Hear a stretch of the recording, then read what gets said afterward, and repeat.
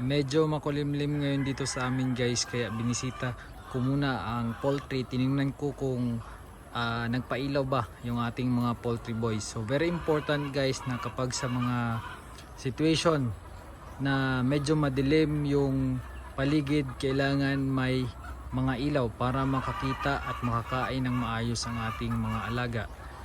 So kapag hindi natin na providean ng proper lighting yung ating mga alaga, ay possible na mag-drop ang ating production dahil magdi-decrease ang feed consumption. So isang reason din kung bakit nagkakaroon ng sakit ang mga manok ay ang humidity ng poultry or ng environment. So very important na meron tayong mga supplements, mga pangmadaliang medication